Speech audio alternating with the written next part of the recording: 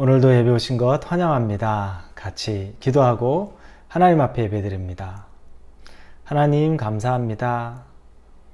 이 아침에 하나님이 우리를 불러주시고 하나님께서 말씀하십니다. 들을 귀 있게 하여 주옵소서. 들을 마음이 있게 하여 주옵소서. 그리고 들었던 것들은 행할 수 있는 용기를 허락하여 주옵소서. 하나님을 바라봅니다. 하나님만 우리의 주인이십니다. 나의 삶의 주권을 다 하나님께 옮겨드렸으니 하나님이 말씀하시는 대로만 생각하고 행동하게 하여 주옵소서. 결단하게 하여 주옵소서. 예수님의 이름으로 기도합니다. 아멘.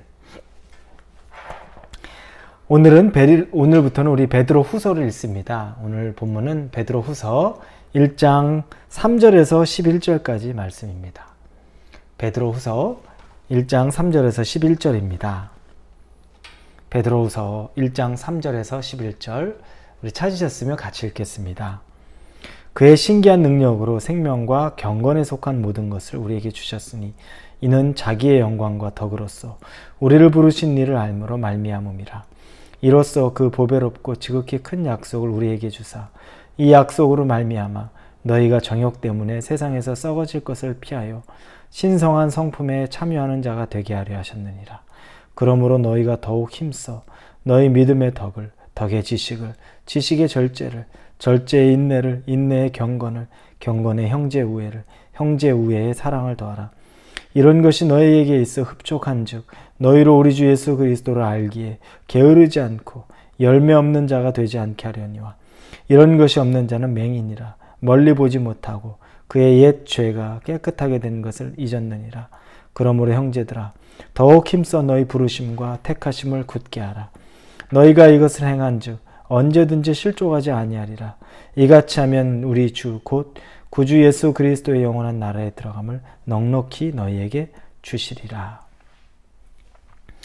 오늘 본문에서는 예수님을 닮아가는 성품에 대해서 우리가 볼 수 있습니다. 본문의 4절에 보니까 이로써 그 보배롭고 지극히 큰 약속을 우리에게 주사 이 약속으로 말미암아 너희가 정욕 때문에 세상에서 썩어질 것을 피하여 신성한 성품에 참여하는 자가 되게 하려 하셨느니라. 그러므로 이렇게 되어 있습니다. 신성한 성품에 참여하는 자, 즉 예수님의 성품에 참여하는 자. 그러면 예수님의 성품이 어떤 것인지 우리가 그 뒤에 5절부터 7절까지 보면 예수님의 성품을 따른다는 것, 그분의 성품대로 살아간다는 것, 그분의 성품에 동참한다는 것, 이 내용들이 나오는 걸 볼 수 있습니다. 한 8가지 정도가 나옵니다. 간단하게나마 그 8가지를 우리가 한 번씩 보기를 원합니다. 첫 번째는 믿음입니다. 믿음.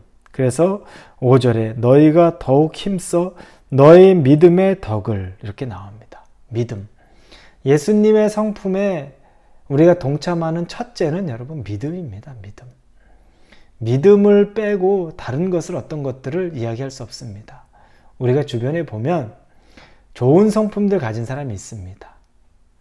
정말 좋은 성품, 타고난 인격자, 법 없이 살 수 있는 사람, 누구에게나 나이스하고 젠틀한 사람들, 이런 사람이 있습니다. 그런데 예수님을 믿지 않아요.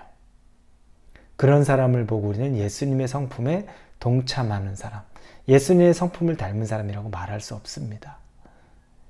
자기의 성품, 이 좋은 성품으로는 살아갈 수 있어도 예수님의 성품하고는 다릅니다. 그 시작은 믿음에서부터 시작하는 겁니다.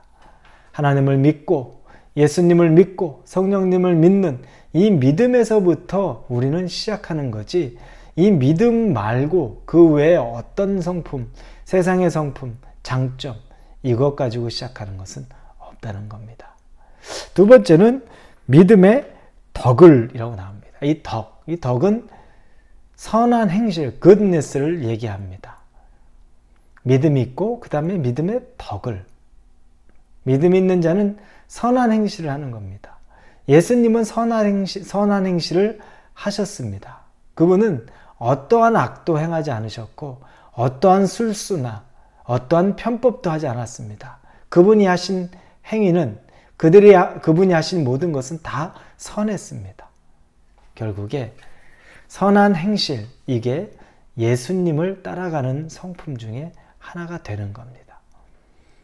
그리고 또 세 번째는 덕의 지식을이라고 나옵니다. 예수님에 따르는 성품은 지식은 불변하는 겁니다. 진리입니다. 아주 명백한 사실입니다. 이건 감정에 따라서, 느낌에 따라서, 상황에 따라서 변화되는 게 아닙니다. 그건 진리, 지식이라고 말하지 않습니다. 예수님의 성품을 따라간다는 건 지식, 즉 내 감정이나 느낌이나 성품이 아니라 어떤 상황에서도 변함없는 진리를 따라간다는 겁니다. 그래서 이때는 죄 세상에 타협하고, 또 이때 되면 주일에는 교회 와서 은혜롭게 눈물 흘리고 예배드리고, 그리고 나서 세상에 가면 또 세상에 한없이 빠져서 세상의 즐거움에 있고, 이건 지식을 쫓는 것이 아닙니다. 진리를 쫓는 게 아니라는 겁니다. 예수님을 쫓는다는 건 이 지식을 쫓는 것을 말합니다. 그리고 네 번째는 절제입니다. 절제. 예수님을 따른다는 것은 절제하는 겁니다. 우리의 감정대로, 내가 아는 대로, 그리고 내가 하고 싶은 대로 가는 것이 아니라 절제한다는 겁니다. 그래서 내 욕구를 절제할 수 있고, 또 내 욕심을 절제할 수 있고, 또 내가 원하는 것들을 절제하는 것. 이게 바로 예수님의 성품을 닮아간다는 겁니다. 다섯째는 인내입니다. 절제가 한 번, 두 번 절제하고 말면 그건 인내라고 하지 않습니다. 꾸준한 것, 끝까지 이루어지는 것, 마지막까지 견디는 것을 인내라고 말합니다. 예수님을 닮아가는 건 한 번, 두 번 하고 마는 절제의 정도가 아니라 그것이 인내, 끝까지 견뎌낼 수 있는 것, 끝까지 참아낼 수 있는 것, 끝까지 이겨낼 수 있는 것. 이것이 바로 예수님의 성품에 우리가 도달하고 참여하는 것을 말합니다. 여섯 번째는 경건입니다. 경건. 여러분, 잘 참는 것 정도만이 아니라 이 잘 참는 것을 넘어서 이제는 하나님다움, 경건은 하나님의 모습과 형상과 같은 걸 말하는 겁니다. 억지로 참아내는 정도가 아니라 이제 그 참아내는 것이 하나님다움, 하나님과 비슷한 모습, 예수를 닮아가는 모습이 되는 것. 이게 바로 경건입니다. 참고 견디고 거기까지 끝나는 것이 아니라 이제 그 모습이 경건의 모습, 하나님, 우리 주 예수 그리스도의 모습까지 성장하는 것. 이게 바로 우리가 예수님을 닮아가는 것입니다. 그리고 일곱 번째는 형제우애입니다. 형제우애. 여러분, 경건, 진짜 경건한 것은 무엇입니까? 예배드리면서 거룩하게 두 손을 들고 찬양하는 것이 참 경건입니까? 경건의 모양은 될 수 있습니다. 마음이 예배를 드리면 그것도 경건입니다. 그런데 진짜 우리가 경건이 일어나는 것은 우리의 삶에서입니다. 우리의 사람과의 관계에서입니다. 형제의 우애, 서로가 서로를 사랑하는 이 관계, 이게 바로 참 경건이 더 진화되고 이 경건이 더 나아가는 방향이 바로 그것이라는 겁니다. 그리고 마지막 여덟 번째는 사랑입니다. 그런즉 믿음, 소망, 사랑, 이 세 가지는 항상 있을 것인데 그 중에 제일은 사랑이라. 베드로 사도, 그리고 조금 전에 암송한 우리 고린도전서 13장에 있었던 이 바울 사도, 이 모든 사도들 공통적으로 마지막에 가장 중요한 핵심은 사랑이라는 겁니다. 형제 우애가 사랑으로 전달되는 겁니다. 믿음, 예수의 믿음으로 시작해서 사랑으로 마무리되는 것이 바로 예수님을 닮아가는 삶입니다. 짧게나마 우리가 이 8가지를 봅니다. 이 8가지를 통해서 예수님의 삶에, 예수님의 모양에, 또 예수님의 성품에 동참하는 것. 이것이 바로 우리에게 오늘 하나님이 주시는 말씀입니다.